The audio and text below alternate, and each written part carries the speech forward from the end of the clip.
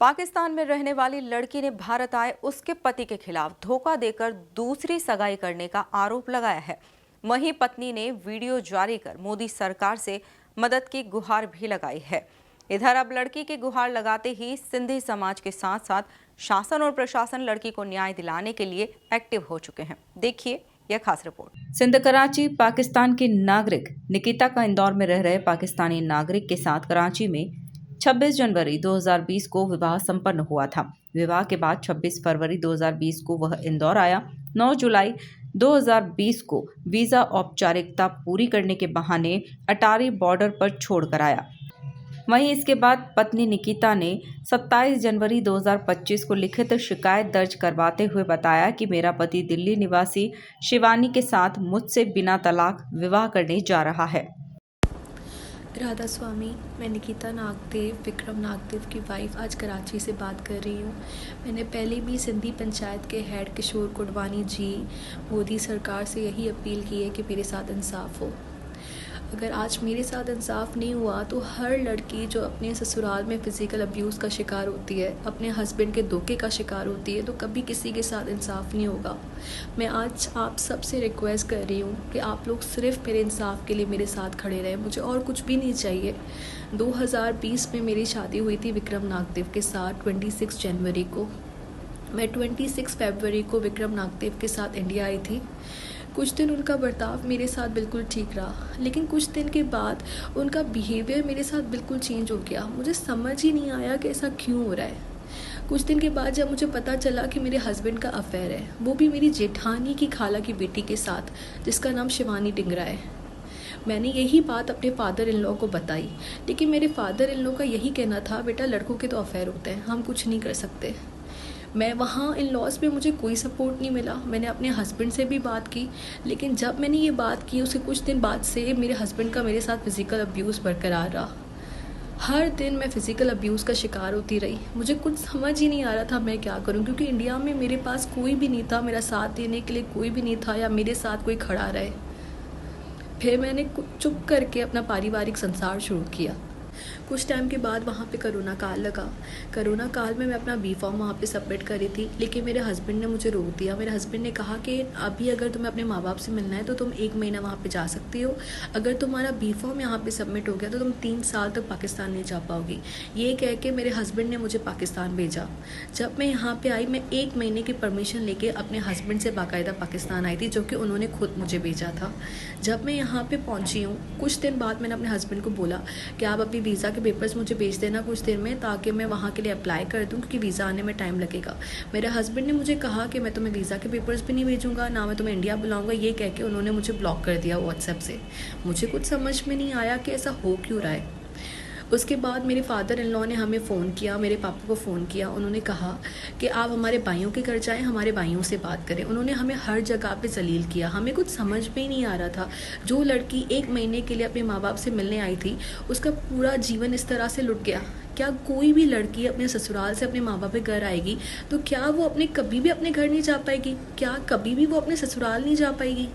क्या हम लड़कियों को कोई भी घर नहीं है? जब भी हम अपने माँ बाप के घर आएंगे तो हमें ससुराल वाले इस तरह से धमका के हमें अपने माँ बाप के घर ही बिठा देंगे की थी।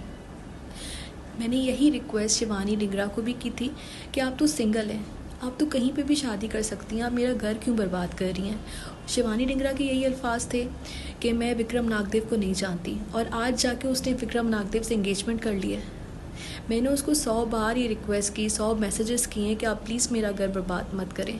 हमारे माँ बाप ने तो कभी हमें ये संस्कार नहीं दिए बेटा कि तुम किसी और औरत का घर बर्बाद कर दो, किसी और के हस्बैंड से तुम शादी कर लो। हमारे माँ बाप ने तो हमें यही संस्कार दिए हैं। हमारे आदरणीय गुरु ग्रंथ साहिब जी के लिए गए फेरे आपको 7 जन्मों का साथी बनाते हैं। क्या मेरे उन 7 फेरों का कोई मोल नहीं? आज मैं वुमेन इन जस्टिस के साथ खड़ी होने वाली हर उस ऑर्गेनाइजेशन श्री नरेंद्र मोदी जी, हमारे रिस्पेक्टेड किशोर कुडवानी जी से आज ये फिर से अपील करती हूँ, प्लीज़ मुझे इंसाफ दिलाएं। राधा स्वामी। समझौता वार्ता विफल होने पर मध्यस्थता अधिनियम 2023 का पालन करते हुए राज्य विधिक सेवा मध्य प्रदेश उच्च न्यायालय की ओर से प्राधिकृत सिंधी मंच मध्यस्थता व विधिक परामर्श केंद्र ने अपनी रिपोर्ट पेश की। रिपोर्ट में दोनों भारतीय नागरिक नहीं होने से पति को पाकिस्तान डिपोर्ट करने की अनुशंसा की, क्योंकि न्यायालय क्षेत्र पाकिस्तान है। लड़के ने 2000 में शादी की है, 2020 में, और कराची में जाके शादी की। लड़की कराची की मूल निवासी है, लड़का भी मूल निवासी पाकिस्तान का, इंदौर में वीजा पर है, और वीजा नियम में का उसने उल्लंघन किया है। साथ ही साथ दूसरी लड़की के साथ सगाई कर ली है, जो कि मार्च में शादी करने जा रहा है। सारा अनलीगल काम जो कर रहा है, और एक मानवीयता के नाते से लड़की का पक्ष लेना स्वाभाविक है। मैंने लड़के को समझाई दी थी हमने यहाँ पंचायत में कि भाई आप उससे तलाक ले लो और भले शादी करो, हमें कोई आपत्ति नहीं है, क्योंकि पेचीदा ये व्यवस्था थी कि दोनों भारतीय नागरिक नहीं। हिंदुस्तान की न्यायपालिका में वो एफिडेविट दे नहीं सकते हिंदुस्तान का। तो उस आधार पर मैंने कलेक्टर में अधिनियम के क्लास के आधार पर कलेक्टर को रिपोर्ट कर दी थी अप्रैल में कि साहब ये इस तरह का विवाद है और इस लड़के को डिपोर्ट कर देना चाहिए। उसके बाद भी जब कोई कार्रवाई नहीं हुई तो लड़की ने पाकिस्तान से Indore commissioner police, collector, Bharat सरकार के वित्त मंत्रालय, गृह मंत्रालय, रिजर्व बैंक ऑफ इंडिया, जिन जिन के नियमों का उल्लंघन हुआ उन पे सब पे उन्हें अपील की। और अभी शायद आज या कल माननीय मध्य प्रदेश उच्च न्यायालय में याचिका वो लगा रही है बच्ची। उसमें चूंकि पार्टी हमको भी बनाया है, क्योंकि हमने भी जो प्रोसेस की है। दूसरा, लड़के ने गलती कर ली कि मुझे शोकास नोटिस भेजा 25 लाख की मानहानि का। जुडिशरी के या कोई भी पंच बनता है मीडिएटर, उसके खिलाफ कोई कानूनी कार्रवाई नहीं हो सकती। उसका काम है केवल दोनों में समझौता कराना। अब उसका दुर्भाग्य है कि मुझे जैसे आदमी को उसने नोटिस दिया, तो स्वाभाविक है मेरे को भी उसके जंग में बिहाइंड कर्टन लड़ना पड़ रहा है। हाँ, वो उन्हें भारत, चूंकि मैंने उनसे कहा कि भाई ये इंटरनेशनल मामला है, इसलिए आप हमारे गृह मंत्रालय और प्रधानमंत्री को, क्योंकि ये बहुत टिपिकल केस है, सामान्य प्रकरण नहीं है, इसलिए उनको अपील करो कि वो अपने भारत की कूटनीति और विदेश नीति के आधार पे जो कोई निर्णय लेना चाहे।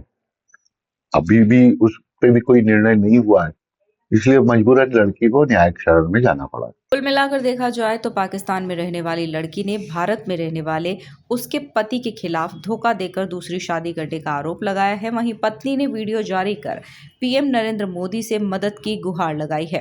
Bureau report, MP news, Indore.